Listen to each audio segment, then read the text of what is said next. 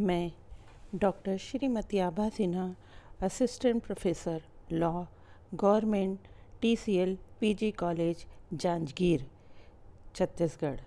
आज मैं आप लोगों को दहेज प्रतिषेध अधिनियम 1961 के बारे में बताऊंगी। दहेज प्रथा भारतीय समाज के लिए अभिशाप है। दहेज के कारण बेटी का जन्म लेना माँ बाप के लिए अभिशाप बन जाता है। जहाँ बेटे के जन्म पर खुशियाँ मनाई जाती हैं, वहीं बेटी के जन्म पर मातम। माँ बाप के लाचारी को देखकर हजारों लड़कियाँ आत्महत्या कर लेती हैं। दहेज में अच्छी खासी रकम ना मिलने के वर पक्ष वधू को कष्ट देते हैं। दहेज के कारण वधुओं के द्वारा आत्महत्या की खबरें अक्सर समाचार पत्र एवं टीवी न्यूज़ चैनल पर देखने मिलती हैं। दहेज प्रथा का उन्मूलन केवल कानून से संभव नहीं है। इसके लिए सामाजिक चेतना की जरूरत है। इस कुप्रथा को समाप्त करने के लिए 1961 में दहेज प्रतिषेध अधिनियम पारित किया गया, जिसमें दहेज लेना, दहेज देना या दहेज मांगने के लिए अभिप्रेरित करना आदि को अपराध के घेरे में लेकर अपराधियों को सजा दिलवाने का प्रावधान किया गया। समय समय पर इसमें संशोधन कर इस प्रथा पर कठोर नियंत्रण लाने की चेष्टा की गई। क्रिमिनल लॉ द्वितीय संशोधन अधिनियम 1983 25 दिसंबर 1983 से प्रभावित हुआ द्वारा पति और उसके संबंधी पर कुरीति के व्यवहार को दोषी पाया गया। वर्ष 1984 में दहेज प्रतिषेध वर वधू को दिए गए उपहारों की सूची का रखरखाव नियम 1984 पारित करके उपहार के नाम पर दहेज लेने की प्रवृत्ति पर रोक लगाने का प्रयास किया गया। पुनः वर्ष 1986 में दहेज प्रतिषेध संशोधन अधिनियम 1986 द्वारा दहेज मृत्यु को परिभाषित करके उसके लिए कड़ी सजा की व्यवस्था की गई। दहेज मृत्यु कारित न करने का साक्ष्य अधिभार भी अभियुक्त पर रखे जाने का प्रावधान किया गया। दहेज क्या है? दहेज को परिभाषित करते हुए दहेज प्रतिषेध अधिनियम 1961 की धारा 2 में कहा गया है कि विवाह के लिए, विवाह के पहले या बाद में या विवाह के समय एक पक्ष के द्वारा या उसके किसी संबंधी द्वारा दूसरे पक्ष को प्रत्यक्ष या अप्रत्यक्ष रूप से कुछ मूल्यवान प्रतिभूति या संपत्ति दी जाती है तो वह दहेज कहलाता है। लेकिन मुस्लिम कानून के अंतर्गत जो मेहर दिया जाता है वह इसकी परिभाषा में नहीं आता। दहेज अपराध के लिए दंड की व्यवस्था।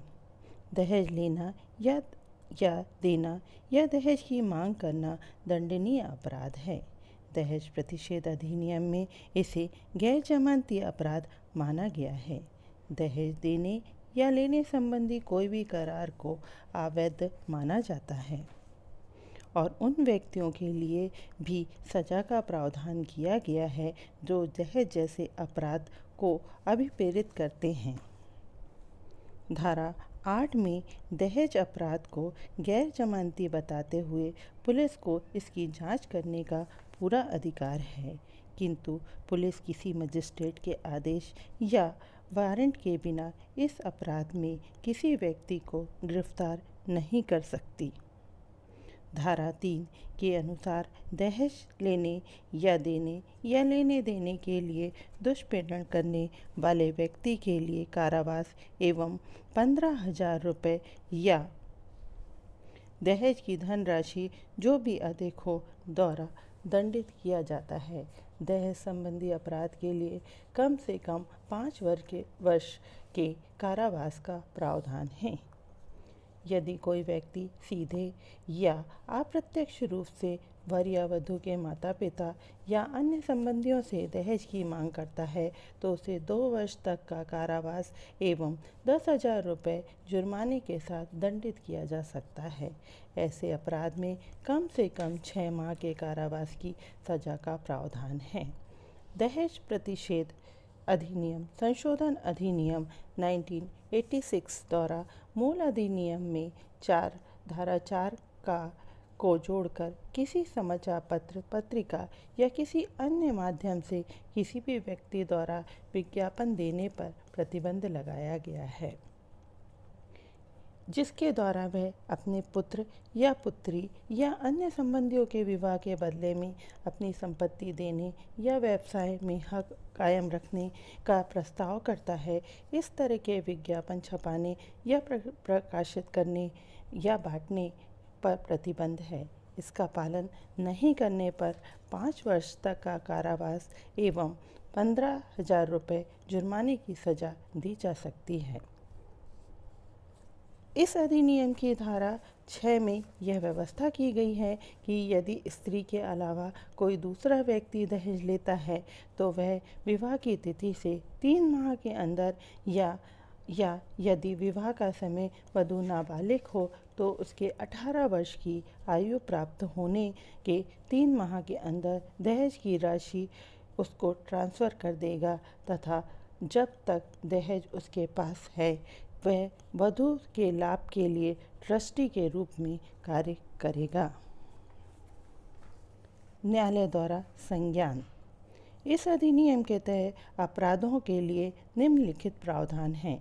इस अधिनियम के तहत आने वाले अपराधों की सुनवाई का क्षेत्राधिकार महानगर मजिस्ट्रेट, प्रथम श्रेणी न्यायिक मजिस्ट्रेट के नीचे किसी अधिकारी के पास नहीं होता।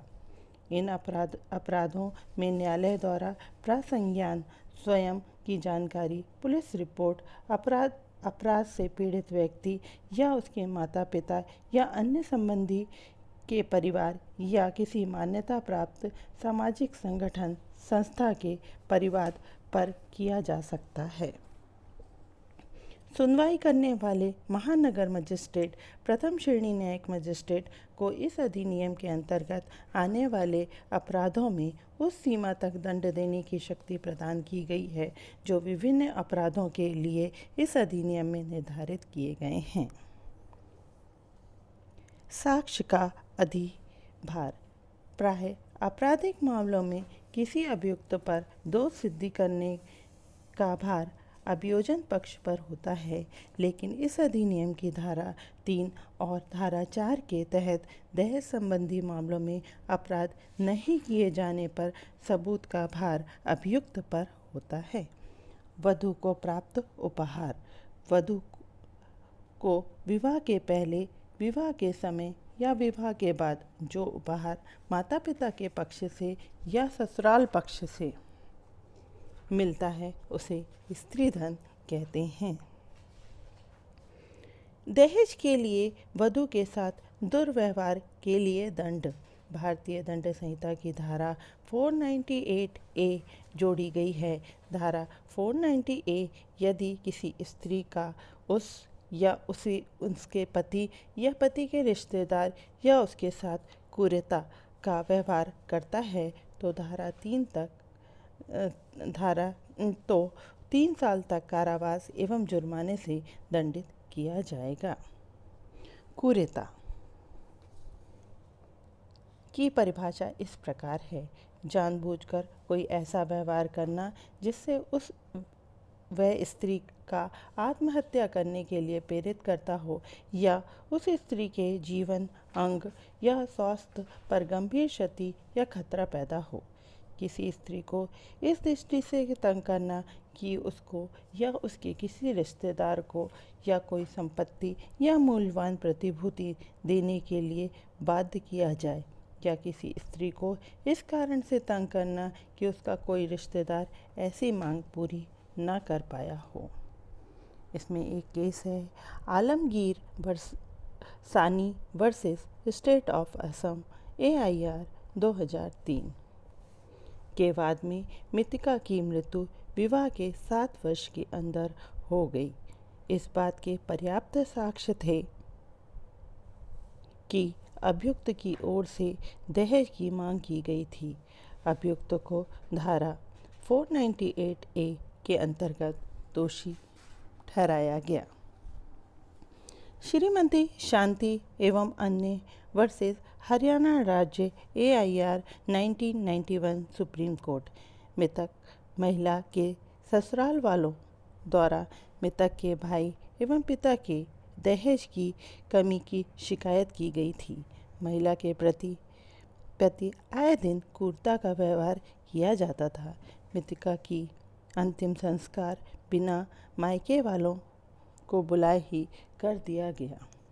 अभियुक्त गण दहेज मृत्यु के अपराध के दोषी थे।